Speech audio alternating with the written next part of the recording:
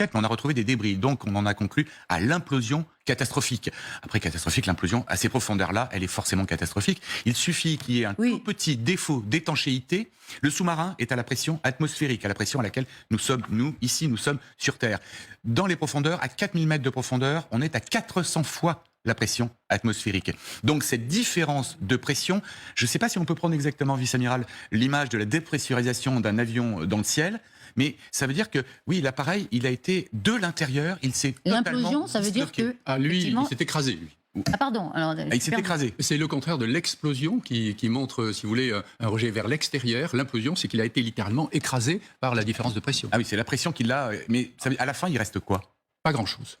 Alors, Voilà. pardon, pour que je comprenne bien, l'explosion, ça veut dire que l'engin explose au sens... Il y a une expansion, si vous voulez, de la matière. Ça rejette vers l'extérieur tous les éléments.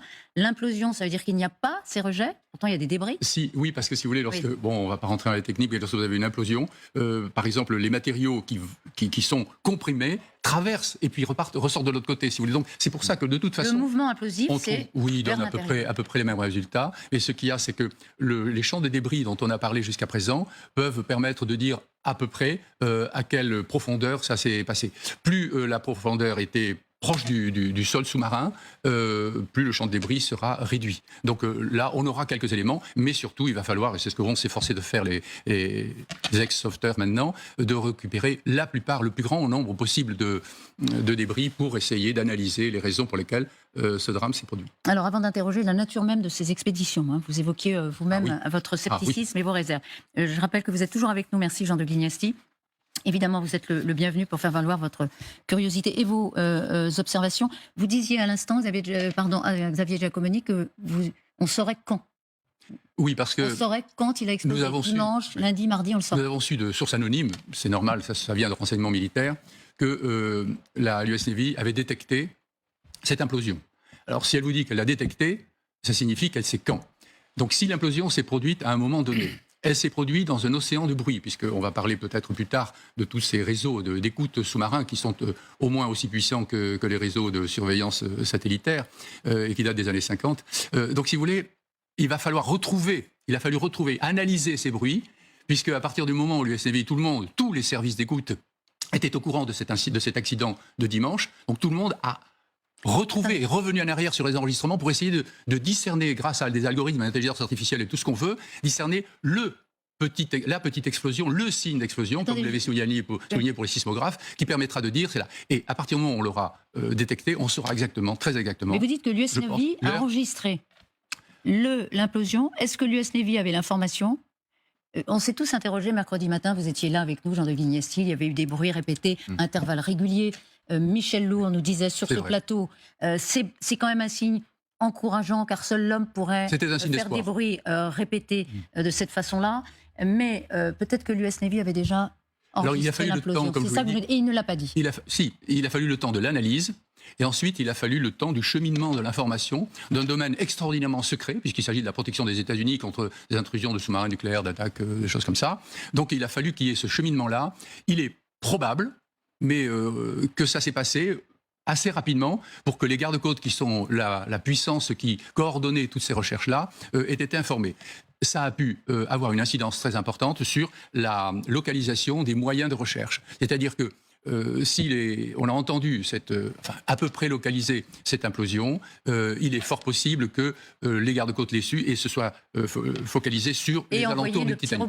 Donc ça a pu passer, mais maintenant, comme vous le voyez, c'est une source anonyme qui dit cela a été détecté par l'US Navy, ce qui est d'ailleurs un signal aussi envers les autres, ça va beaucoup plus loin, c'est de dire s'il se passe quelque chose, nous le savons aussi sous la mer. Non, ça, donc, c'est un billard à trois bandes. C'est un billard à trois bandes dans ce domaine-là, qui est le domaine du renseignement. Le robot est d'ailleurs allé donc, sur la zone où a été localisé. Il était à combien de mètres Les débris ont été retrouvés à combien de mètres du Titanic? Ça, pour le moment, on ne le sait pas vraiment. Est-ce que les débris ont été retrouvés entre deux eaux, j'allais dire, non, au fond, ou sur le fond? S'ils sont sur le fond, on est aux alentours de 3800 mètres, puisque c'est la profondeur. Parce qu'on a parlé de 500 mètres. On a parlé de combien? 500 mètres. Autour du Titanic. 500 mètres autour. S'ils étaient posés sur le fond de la mer, ils étaient aux alentours de 3800 mètres de profondeur. Non, de profondeur, oui. Mais ça ne veut pas dire à distance. Hier, on parlait de 500 mètres. Donc, effectivement, de quelques centaines de mètres. Oui. On va retrouver tous les débris, Michel Legarry. Pas du. Enfin, vraiment, ça ça c'est... À terme, on va les retrouver tous. On récupérera ce qu'on pourra, le maximum de ce qu'on pourra. C'est pour ça que nous disions déjà depuis 3 ou 4 jours que les recherches ne s'arrêteraient pas le jour et à l'heure de la fin de l'oxygène, mais continueraient longtemps après, parce qu'il va falloir récupérer la plupart des débris, parce qu'il va d'abord falloir comprendre ce qui s'est passé, pour des raisons de construction de sous-marins, de certification de sous-marins, de régulation de ces plongées-là, surtout des plongées commerciales qui sont censées amener du public, et il y aura aussi les poursuites pénales. Il y a le côté judiciaire. Ah oui. Ah oui, alors, bien sûr. Moi, je note que pour l'IFREMER, la France est très très bien placée pour ses recherches en profondeur. On est parmi les 2 ou 3 qui sont capables de faire ça, peut-être 4 dans le monde. Hein. Donc, c'est un élément quand même très positif pour la France, pour la marine française, et on va continuer à participer aux recherches. Dont l'amiral est un digne représentant, la marine française. Nous sommes en ligne avec Jean-Philippe Mar, membre de l'Association française du Titanic. Bonjour à vous, auteur du livre Tom Andrews, architecte du Titanic. Et donc, on sait à quel point continue de fasciner cette épave, avec la volonté d'aller au plus près. Cette épave qui est un tombeau, par ailleurs, où des dizaines et des dizaines de personnes reposent au fond des mers. Jean-Philippe Mar, je voudrais qu'ensemble on écoute le coup de gueule, si je puis dire, de James Cameron, le réalisateur du film Titanic, qui connaît très bien le Titanic et qui a dit ceci sur l'expédition hier soir. Ce sous-marin suscitait beaucoup d'inquiétudes, à tel point que des experts se sont réunis et ont écrit une lettre à Ocean Gate pour dire « Vous ne pouvez pas transporter des passagers, c'est irresponsable et ça pourrait conduire à une catastrophe ». Bien, c'est peut-être facile à dire après, mais s'il y a effectivement eu des experts pour dire « vous ne devez pas transporter des passagers », évidemment, ça fait froid dans le dos. D'abord, Jean-Philippe Mar, avant d'évoquer ce tourisme-là, ce tourisme sous-marin, ce télescopage entre le drame du Titanic, une autre dimension, qu'est-ce qui s'est passé pour ces 5 passagers? Qu'est-ce qui vous inspire?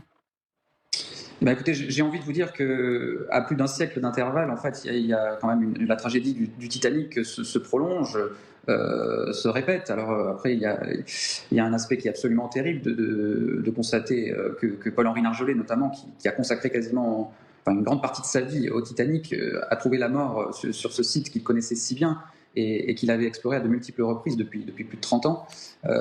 Donc c'est absolument terrible. Toute la communauté des personnes qui s'intéressent à l'histoire du Titanic sont aujourd'hui vraiment en deuil de cet homme qui a vraiment fait énormément pour disons, promouvoir et perpétuer la mémoire du Titanic au cours de ces différentes explorations. La malédiction du Titanic, diront certains. Non, dit l'amiral, il n'y avait pas de malédiction. Est-ce que vous partagez cette indignation qu'on sentait dans les propos du réalisateur James Cameron, amiral? C'était irresponsable d'une certaine façon. Écoutez, nous, ce que nous pouvons constater, c'est que ce sous-marin-là était différent de tous les autres. Différent dans sa construction. Le Nautil de l'Ifremer a fait 3000 plongées. Et d'ailleurs, Nargeolet a certainement dû plonger dessus assez souvent. 3000 sans qu'il se passe des incidents très certainement, mais rien qui remettait en cause la sécurité. Un représentant de l'Ifremer nous disait d'ailleurs qu'à l'époque où il a été construit, il n'y avait pas de société de vérification et de certification surtout, les Veritas et autres, qui étaient capables de certifier ce sous-marin. On vous donne une certification, vous pouvez naviguer, faire telle et telle chose. Donc ils ont créé une entité indépendante d'eux, qui pouvait dire, écoutez, oui, à notre connaissance, vous pouvez utiliser ce sous-marin. Mais il défrichait. Maintenant, nous savons que il y a des certifications dans tous les domaines. On pourrait vous en citer pas mal. Il y a des procès d'ailleurs qui viennent de se terminer en France et en Allemagne à ce sujet-là. Dans tous les domaines. Donc la certification, c'est une responsabilité des États. La seule chose, c'est que cet incident-là se passe dans la mer ouverte, mais res nullius, que petit à petit les États essaient de réglementer. Le droit de la mer est en train de se mettre en place depuis longtemps et il gagne petit à petit. Il y a tout dernièrement un devoir de protection de biodiversité, etc. Mais ne nous égarons pas. Il faut maintenant vérifier si on peut impunément faire risquer la vie de gens, même en leur faisant signer des décharges, puisque là on vous dira toujours, ils ont signé un papier. Ils ont signé effectivement une décharge en disant qu'il y avait un risque mortel. Mais il revient aux États de prendre en charge cela, surtout quand c'est ouvert au public. Mais c'est-à-dire de réguler, de contrôler ce que certains appellent une forme de tourisme pour milliardaires, comme il y a dans l'espace. Alors je n'emploierai pas le tourisme milliardaire, c'est de tourisme tout simplement, car d'abord c'est plongé sur du mémoriel, le Titanic c'est un cercueil, comme le sont la Minerve, l'Eurydice et un certain nombre de bâtiments. Donc il y a là quelque chose d'indécent. Et on ne mélange pas la science, qui, elle, doit progresser et qui se fait dans la discrétion. Comme vous l'avez souligné, M. Dinassi, l'Ifremer est en pointe dans ces domaines-là. Et et puis le commercial, qui certes doit exister, mais qui ensuite met en cause, et ça c'est une deuxième partie, si vous voulez, un deuxième volet, met en cause l'utilisation des moyens, très important pour sauver 5 personnes, il fallait le faire.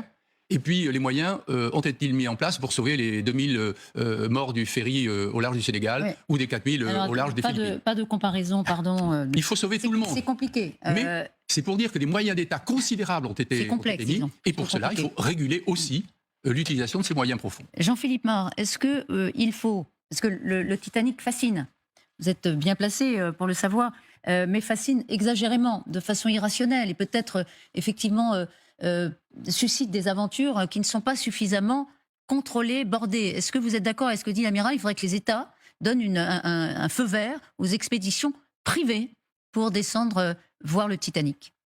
Bien sûr, je suis entièrement d'accord avec ce que vient de dire le vice-amiral.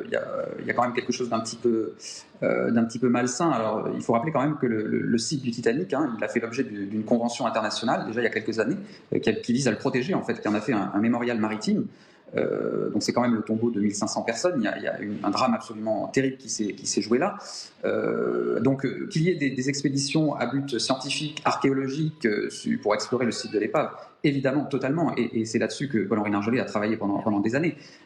Par contre, ces expéditions qui ont uniquement un but touristique interrogent énormément, et un encadrement est nécessaire. Je vous avoue que j'ai été très inquiet parce qu'il y a quelques semaines, une société, je ne sais pas si ça avait un lien avec OceanGate, a annoncé qu'elle allait proposer des expéditions qui auraient pour but de proposer aux gens de se demander en mariage sur le site de l'épave du Titanic, à bord d'un submersible. Donc là, on allait atteindre vraiment quelque chose d'absolument, j'ai envie de dire, malsain. Et heureusement, je pense que ces projets-là vont quand même être sérieusement remis en cause à présent, et je le souhaite. Mais ces expéditions, Jean de Vignassi, c'est à caractère privé, elles peuvent avoir un intérêt tout à fait scientifique. On apprend toujours quand même. Et si on bride le privé, on risque aussi de se priver, au sens premier du terme, de facteurs d'innovation. Vous avez raison, Elisabeth. En dehors de la question du sanctuaire, qui est très importante, qui est, c'est un sanctuaire et c'est peut-être indécent d'aller célébrer des mariages, etc. Mais je crois que ça serait dommage de freiner, l'initiative. La science a toujours été fondée par des gens qui, à titre personnel, ont pris des risques. Donc réguler cela, à mon sens, en tout cas trop le réguler, c'est une erreur. Et donc la science se met là-dedans, et la science n'avance que par des gens qui individuellement prennent des risques. Alors s'ils mettent la vie d'autrui en danger, c'est un autre problème. Mais si c'est un risque personnel, ça fait partie un peu de la logique du développement scientifique. Mais je pose toujours aussi la question du coût qu'évoquait l'amiral, le coût des sauvetages, qui est effectivement supporté par la collectivité. Mais bon, est-ce qu'il faut prendre ça en compte? Écoutez, le coût, non, parce que la vie n'a pas de prix. Donc pour moi, il n'y a aucun problème. Il fallait engager tous ces moyens pour sauver ces 5 personnes. Simplement, il faut mettre en perspective aussi d'autres choses. La Société nationale de secours en mer, de sauvetage en mer, en France, est financée à la fois par l'État, mais par les dons privés. Or, elle sauve incomparablement plus de vies humaines qu'il n'en était question là. Donc si vous voulez, il y a aussi à mettre en perspective ce que c'est que le sauvetage, combien ça coûte à chacun. Mais c'est vrai qu'il faut de toute façon, chaque fois, mettre tous les moyens possibles. Merci infiniment, Amiral Olagaray. On aura sans doute l'occasion de revenir. Vous avez évoqué des poursuites judiciaires éventuelles dans cette affaire. Très certainement. De la part des familles? Oui, de la part oui, bien sûr. Vous savez qu'aux États-Unis, en plus, mais en France, ce sera certainement aussi peut-être le cas. La justice se prononcera de toute façon, car il faut dire que dans certains domaines, c'est un contrat commercial, il y a beaucoup d'intérêts en jeu.